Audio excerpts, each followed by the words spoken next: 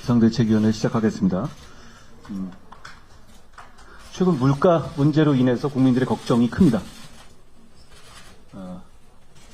정부 여당으로서 더 노력하겠다는 말씀 드립니다. 우리 여당은 민생에 무한 책임을 져야 합니다. 인플레는 보이지 않는 도둑이라고 하지 않습니까? 우리 시민들의 걱정이 큰 것 같습니다. 정부가 최선을 다하고 있긴 합니다만 더 특단의 대책을 내놓고 더 과감한 집행을 해주시길 바랍니다. 현재 정부가 농축산물의 할인 지원, 수입과일의 직수입 확대, 13개 과일 채소의 납품 단가를 지원해서 유통업체의 판매 가격 인하를 유도하는 등 다각도의 물가 잡기 대책을 추진하고 있습니다만 이 대책이 현장에서 체감되기까지는 약간의 시차가 있습니다. 최대한 빨리 현장에서 이 대책의 효과가 체감될 수 있도록 더욱 분발해 주실 것을 부탁드립니다. 어제 보도를 보니까 이재명 대표의 경기지사 시절의 공직자가 체포됐습니다. 이재명 대표 부부의 법인카드 유용 사건 때문인 것으로 보입니다.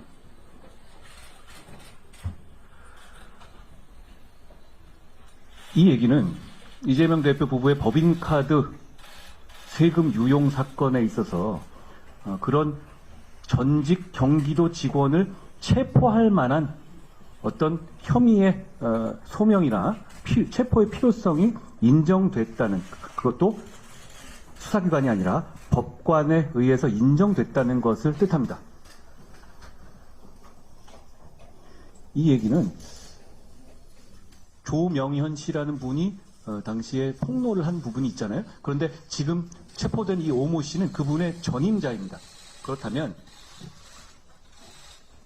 세금 법카 유용 행위가 일시적이 아니라 대단히 오랜 기간 동안 자행되어 왔다는 것을 의미합니다. 이 점에 대해서 이재명 대표는 어떤 설명도 하고 있지 않습니다. 정치하고 표를 달라고 하려면 이거 답해야 되는 것 아닙니까?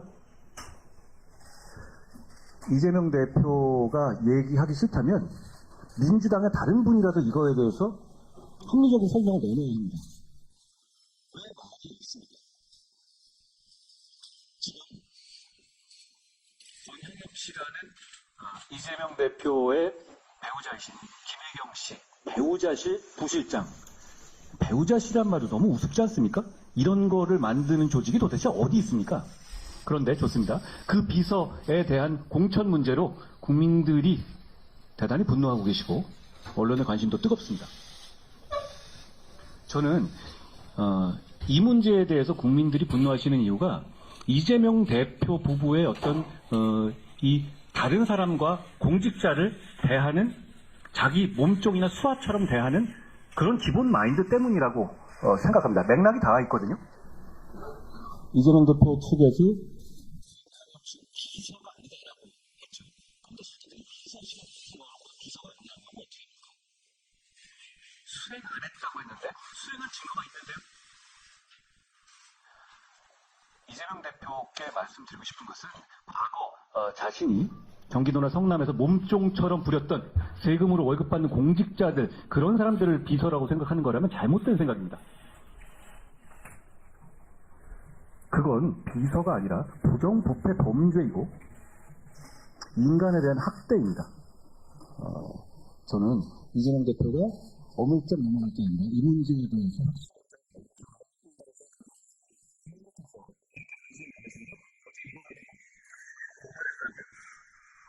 민주당이 자주 쓰는 수법입니다.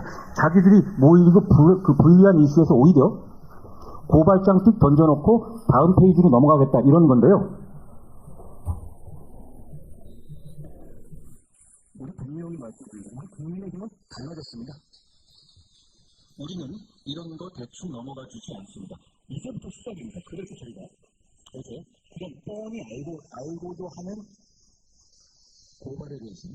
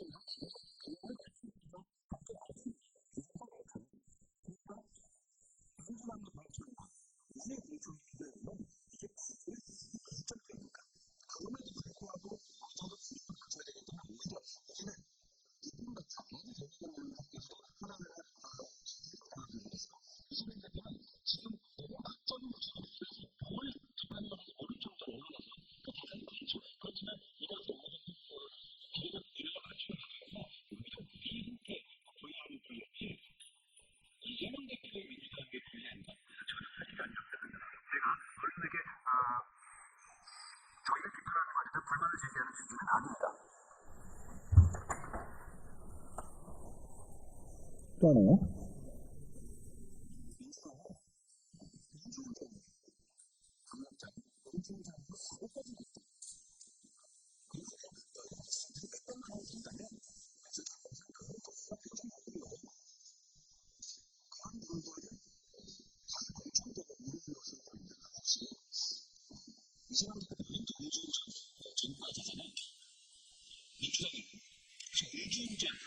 가산점 같은 거 있습니까? 그렇게 공천을 운영하면 안 되는 것 아닙니까? 뭐 5대 그거에 포함되는 건 아니었어요?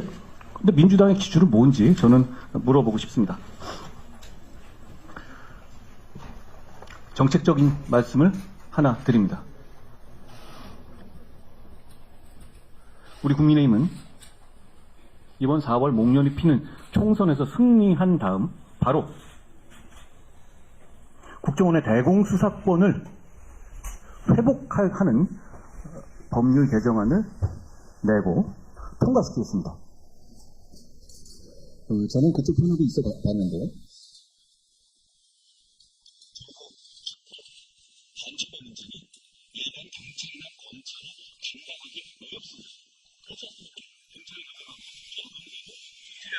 이게 다른 영역이에요.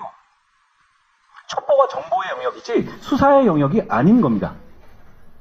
그렇기 때문에 대부분의 나라에서는 정보기관에서 간첩 잡는 업무를 합니다.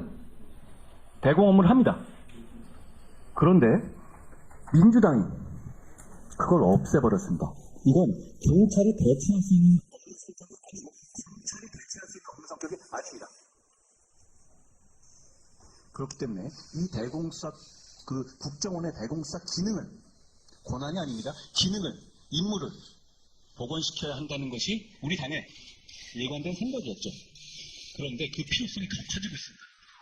왜냐하면 이재명 대표가 자기가 살기 위해서 통진당, 후신 등 종북 세력에게 전통의 민주당을 숙주정당으로 내주고 있기 때문입니다. 결국 이대로라면 통진당의 후신, 간첩 전력자, 그 관련자들이 이번 올해 국회에는 입성하게 됩니다. 이재명 대표의 신원 보증을 받아서 입성하게 되는 것이죠. 그분들이 무슨 일을 하겠습니까? 국회에서. 국회는 자료 요구권이 있습니다. 경찰, 검찰, 국정원, 국방부 핵심 자료들을 열람하고 파악하고 추궁할 수 있습니다. 그 문제가 저는 대단히 심각한 문제라고 생각합니다. 그런데도 불구하고 국정원의 대공 수사권 자체가 없다라고 하셨을 때 지금보다도 훨씬 더 심각한 문제가 생길 겁니다. 그 문제를 반드시 막아야 하기 때문에. 근데 지금의 이재명 대표의 이런 민주당의 숙주 정당화 작업 속도와 방향에 따르면 그분들이 그런 종북적인 성향을 가진, 친북적인 성향을 가진 분들이 국회로 입성하는 것을 막을 수가 없습니다. 그리고 이재명 대표가 자기 살기 위해서 그 생각을 바꿀 것 같지도 않습니다. 그렇기 때문에 우리는 이번 선거에서 반드시 승리해야 하고, 그 승리에서 바로 이 국정원의 대공 수사 기능을 국가를 위해서, 시민을 위해서 반드시 회복하겠다는 말씀을 드립니다. 우리 당의 많은 분들께 감사의 인사를 제가 당을 이끄는 입장에 드리고 싶습니다. 당을 대표해서 후보로 뛰시는 분들뿐 아니라 아쉽게 그러지는 못하지만 적극적으로 우리 후보를 위해서 뛰시는 분들이 정말 많이 있습니다. 하나하나 제가 열거하기도 힘들 정도입니다. 우리 당에 어떻게 보면 디폴트 갑입니다. 지금 정말 감사하다는 말씀드리고, 우리는 그리고 그래야만 승리할 수 있는 정당이라는 말씀드립니다. 오늘 오후 제가 방문하는 수원의 경우에도 수원갑의 이찬열 전 의원이 김현준 후보의 총괄선대 위원장직을 맡았습니다. 김연아 전 의원도 김용태 고양정 후보의 선대위원장직을 수락했습니다. 서대문을에 공천을 신청했던 송주범 전 서울시 부시장께서도 박진 후보의 선대위원장으로 함께하고 있습니다. 김성태 전 원내대표는 말할 것도 없습니다. 김포갑 박진 후보와 김포을의 홍철호 후보의 선대위원장까지도 맡아주고 계십니다. 저는 이런 우리 당과 우리 당을 지지하시는 분들의 희생과 헌신을 후보님들이 잊지 말아야 한다고 생각합니다. 더 열심히 뛰어야 한다고 생각하고 더 열심히 뛰어주실 것을 요청드립니다. 저도 이런 분들의 마음을 잊지 않고 우리 모두 더 열심히 하겠다는 말씀을 드립니다.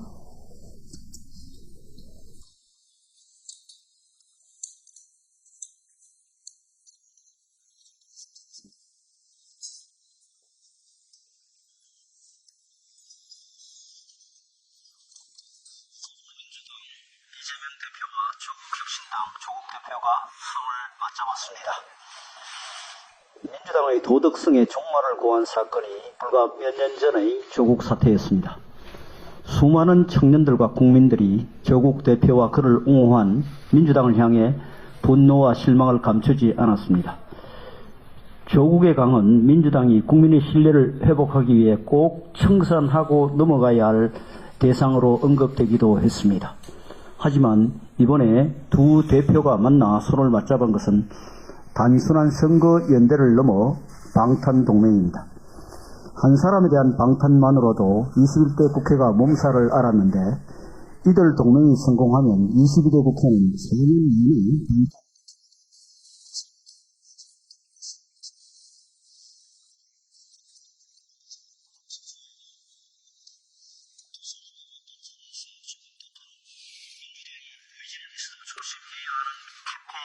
담대히 전개하겠다고 말했습니다. 조국혁신당은 극단적인 표와 정치적 검도를 넘나드는 캠페인으로 강성 지지층을 노릴 테니 민주당은 합리적인 모습으로 중도층을 노리라는 말로 들립니다. 이 정도면 조국혁신당을 민주당의 제2위성정당이라고 표현해도 과언이 아닐 것입니다. 민주당의 제1위성정당, 제2위성정당으로 인해 이번 총선은 그 어느 때보다 혼탁할 것이 우려됩니다.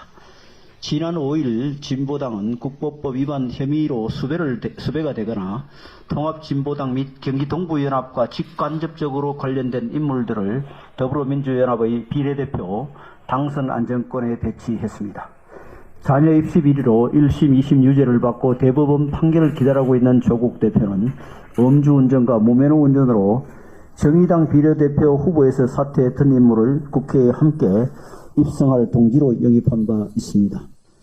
이처럼 도덕성이 결여된 인물들과 반국가적 성향을 가진 인물들이 국회에 입성하게 된다면 우리 헌정사의 흑역사로 남을 것이 물론이고 가뜩이나 어렵고 힘든 여건에 놓인 우리 대한민국이 더욱 혼란에 빠질 수밖에 없습니다.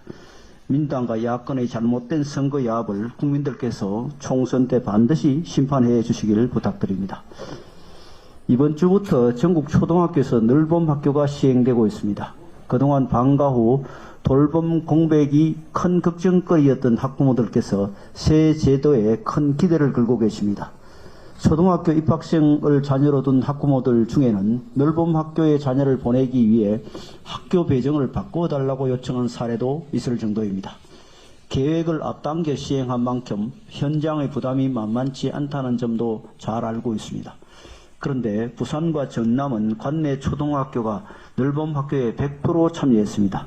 부산시 교육청은 시청과 16개 기초자치단체, 부산권 22개 대학이 모두 함께 인력, 공간, 프로그램 확보에 노력한 결과라고 밝혔습니다.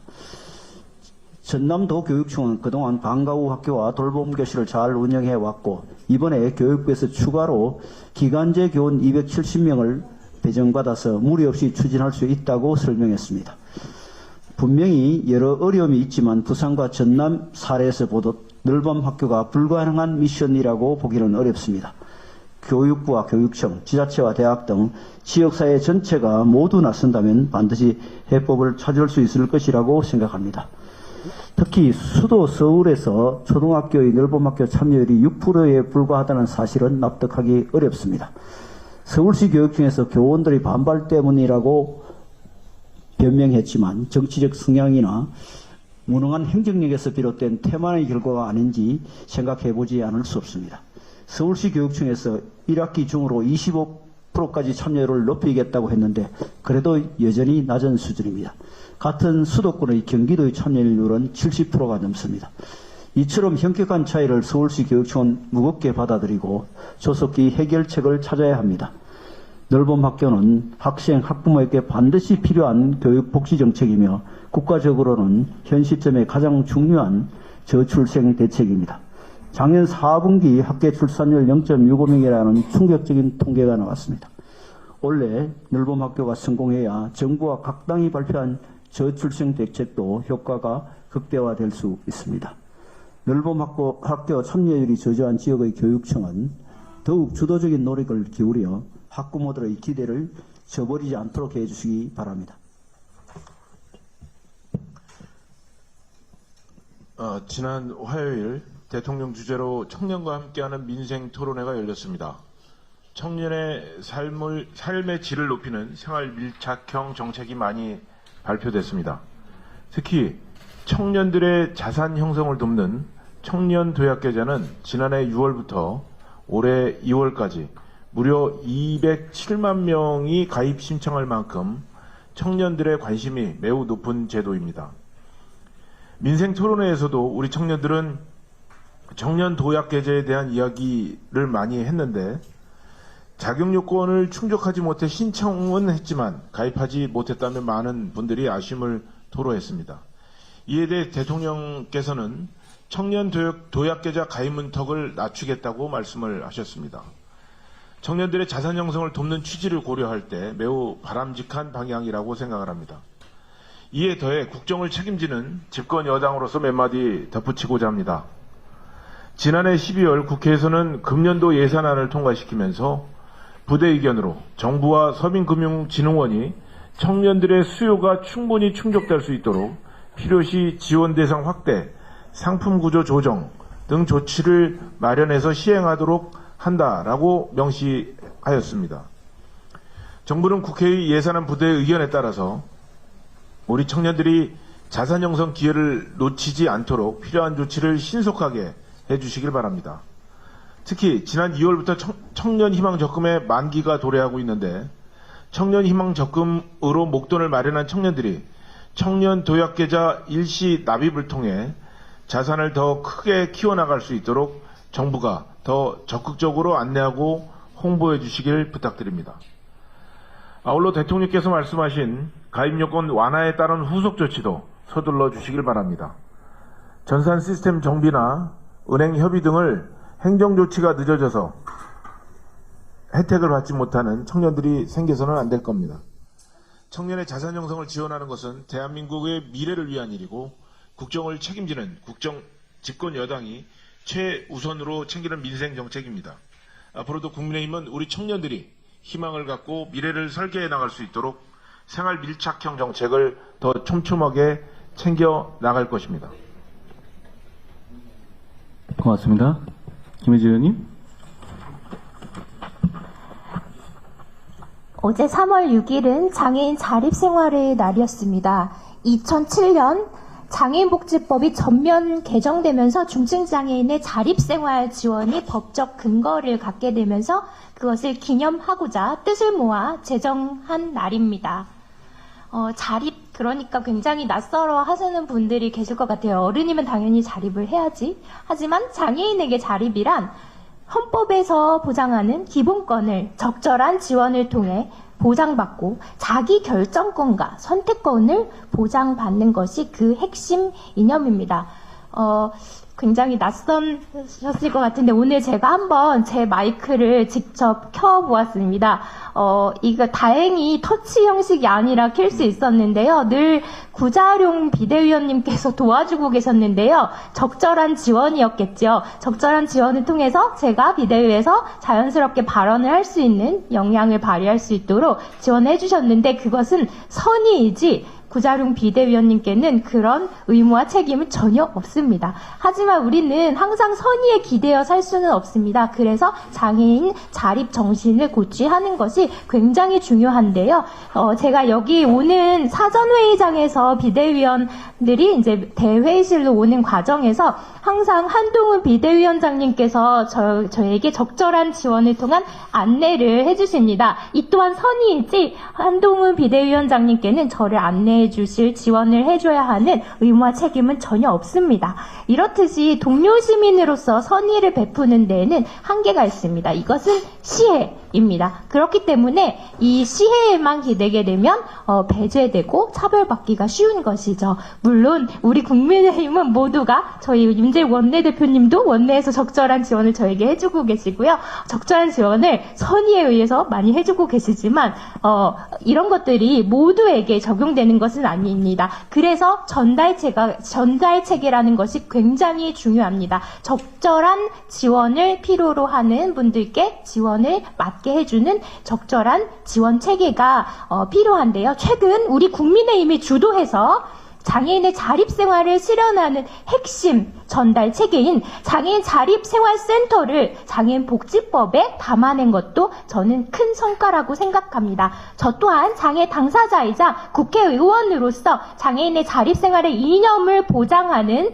UN 장애인 권리 협약 선택 의정서 비준을 이끌어내어 드디어 2023년 1월부터 우리는 102번째 비준국이 되었습니다. 하지만 갈 길은 멉니다. 장애인이 든든한 지원을 받아서 시혜가 아닌 자립할 수 있는 우뚝 서서 자립할 수 있는 생활을 할 수 있는 그런 사회와 환경을 만들기 위해서는 아직 우리는 가야 할 길이 멀지만 함께하면 길이 된다고 생각합니다. 저와 우리 국민의힘은 장애가 있는 동료 시민이 진정한 자립생활을 실현할 수 있도록 그래서 서로가 서로에게 든든한 힘이 될 수 있도록 여러분 곁에서 언제나 힘이 되어드리겠습니다. 고맙습니다. 김혜지 의원께서 저랑 같이 들어온 것이 뭐 시혜나 의무가 아니라고 말씀하셨는데요. 사실은 김혜지 의원님과 이렇게 우리 국민의힘이 함께하는 것은 우리 모두의 영광이자 기쁨이다라는 점을 말씀드립니다. 고맙습니다. 구자룡 의원님. 안녕하세요. 구자룡입니다. 연산군 같은 이재명이 민주당을 사당화하고 있다. 지역구를 강탈하는 공천이 아니라 망천이다. 그래서 민주당은 가짜 민주당이다. 지금 제가 한 말은 제가 만들어낸 말이 하나도 없습니다. 민주당에서 축출당한 의원님들께서 하신 말씀을 인용해서 그대로 연결만 해놓은 것입니다. 그 의원님들의 말씀에서 참담한 민주당의 현실이 고스란히 드러납니다. 민주당은 이에 대해서 제대로 된 답변도 못하면서 그 의원님들을 공격하고 있습니다. 길어먹던 우물에 침 뱉는 거 아니다라는 뻔하고 진부한 비판을 하고 있는데 사실 그분들의 말씀은 그런 게 아니라 지금 이 우물에는 독이 들어있어요. 마시면 큰일 납니다. 라고 시민들을 위해서 간절하게 외치고 있는 절규입니다. 민주주의에 대한 이러한 위험은 반드시 막아내야 됩니다. 이재명 대표는 제가 출마한 양천갑에 어제 지원 유세를 왔다고 합니다. 사실 저를 이재명 저격수라고 부르는 분들도 많은데 저는 굉장히 다정다감한 사람입니다. 그래서 실제로 만나면 차라도 한 잔 대접하고 잘 타일러서 자수라도 시킬 생각이었는데 기회를 못 가져서 너무 아쉽습니다. 결국은 조금 시간이 더 걸릴 모양입니다. 선거에서 결판을 내겠습니다. 최선을 다하겠습니다. 고맙습니다. 아침마다 지하철역에서 고생하고 계시던데요. 더 열심히 해주십시오. 박은식 의원님. 네, 비대위원 박원식입니다. 네, 험지라고 분류되는 제 고향 광주에 처음으로 출마해 많은 것을 배우고 또 겪고 있습니다. 만났을 때 명함을 그 자리에서 찢는 분들도 계시고, 침을 뱉고 가시는 분도 계셨는데, 이번에 사실 어느 곳에서나 다 겪는 경험이니까 그렇게 특별하진 않습니다. 그리고 더 다가가야 된다고 생각하고요. 제가 특히 더 많이 느끼는 부분이 바로 조직의 힘입니다. 그 조직의 힘은 또 시의원, 구의원 등 기초의원에서 나옵니다. 그분들이 지역 주민들이 다수 모이는 행사 일정과 장소, 그리고 원하는 공약을 국회의원 출마자 그리고 국회의원들께 알려주고 있기 때문입니다. 다행히 저는 광주에 딱 한 명 있는 국민의힘 소속 김용임 시의원님의 많은 도움을 받고 있습니다. 우리 당은 수십 년간 광주광역시에 한 번도 국회의원을 배출하지 못하며 호남의 전반적인 당 조직이 와해됐었습니다. 그러나 지금의 국민의힘은 다릅니다. 저희는 이번 총선에 광주, 전남, 전북 모든 지역구에 후보를 냈습니다. 그렇게 우리 당의 조직을 재건하고 무등산 케이블카 설치, 전남대병원, 조선대병원 증축 지원 등 지역 밀착 공약을 내며 더욱 호남 시민 여러분들께 다가가겠습니다. 민주주의가 잘 작동해 나라의 발전을 이끌려면 정당 간의 권력의 견제가 필수적입니다. 국민의힘이 이제 호남에서도 그 역할을 해내겠습니다. 감사합니다. 더 힘써 주십시오. 장서정 의원님. 네, 영국의 철학자 화이트헤드는 교육이 특별한 커리큘럼이 아니라 리듬을 타는 과정이라고 말했습니다. 우리가 어떤 흐름을 탈 때 굉장히 순조롭고 좋은 성과가 나오듯이 교육 역시 어떤 시기에 어떤 단계에 걸쳐서 배우느냐에 따라서 얻어가는 것이 다를 수 있습니다. 화이트헤드는 교육을 3단계로 구분했는데요. 유아기에서 초등학생 시기가 낭만의 단계에 해당한다고 해요. 되게 이름이 예쁘지 않습니까? 낭만의 단계는 우리가 익히 알고 있듯이 잘하고 싶은 것을 내가 좋아할 때, 즉 아이들이 어떤 단계에 대해서, 어떤 대상에 대해서 흥미를 갖고 첫사랑에 빠지듯 강한 동기부여를 하게 되는 시기를 말합니다. 즉 어떤 야구 선수가 어렸을 때 공을 좋아하게 되는 것과 같은 이치죠. 또 이 시기에 어떤 흥미를 느낀 대상에 대해서는 그 삶 내내 계속 그 흥미가 지속할 가능성이 높다고 합니다. 그래서 모든 부모는 아이들이 각자의 배움에 푹 빠져서 즐겁게 성장하길 바라는 시기가 바로 유아기와 초등학생 시기입니다. 저 역시 늘봄학교에 대해서 이야기하려고 합니다. 늘봄학교는 전국 현재 약 44%의 공립학교에서 시범 운영되고 있는데요. 이전의 차이점에 대해서 가장 중요한 점을 말씀드리자면 돌봄과 교육의 결합, 놀이와 교육의 결합이라고 할 수 있습니다. 돌봄 교실과 방과후 교실의 통합 운영으로 아이들은 기본적인 돌봄이 되는 상태에서 놀이와 학습을 함께 할 수 있습니다. 예를 들어 보면은 아이들이 정규 수업이 끝나고 나면 놀이 음악이나 놀이 줄넘기, 음악 줄넘기 이렇게 통합적으로 교과들이 운영되는 시간들을 보낼 수 있는 거죠. 당연히 맞벌이 가정에게는 초등 1학년의 돌봄 공경에 대한 걱정을 덜 수 있는 솔루션입니다. 저는 이런 늘봄학교의 발전이 분명 이번 정부가 학령기 아이에게 필요한 시간이 무엇인지 정확한 방향을 잡고 있다고 생각합니다. 다만 시스템과 퀄리티는 계속 보완되어야 되는 점인데요. 시스템은 교사와 프로그램의 준비와 운영이 원활하게 동작할 수 있도록 교육시장에 있는 체육, 음악, 과학, 미술 등 그런 훌륭한 프로그램을 가진 영리, 비영리 기업들을 많이 품어서 실제로 국영수에 밀려 있는 이런 기업들이 연구 개발할 수 있는 지원과 선발의 시스템을 공교히 갖추는 것을 이야기하고 있습니다. 이렇게 된다면 퀄리티 역시 상향될 수 있습니다. 또한 교사들의 업무 환경이 개선되어야 합니다. 행정 업무에 대한 복잡성을 줄여주고 학부모의 다양한 요청 청취에 대해 가이드라인을 만들어준다면 교사들은 아이의 교육에 집중할 수 있는 시스템과 퀄리티를 함께 보장할 수 있습니다. 교사들이 반대하는 이유는 결국 이런 시행들이 먼저 되고 나서 나중에 보완이 되는 점에 대한 아쉬움들인데요. 이 부분은 이번 놀봄학교에서 충분히 해결하고 갔으면 합니다. 놀봄학교가 아이들의 성장의 리듬을 잘 탈 수 있도록 계속 발전해야 되는 것은 당연합니다. 저는 이 부분이 정쟁에서 활용되지 않기를 또 간절히 바라고 있습니다. 우리는 아이들이 이 리듬을 어떻게 탈 수 있을지, 즐겁게 만들어줄 수 있을지만 고민했으면 합니다.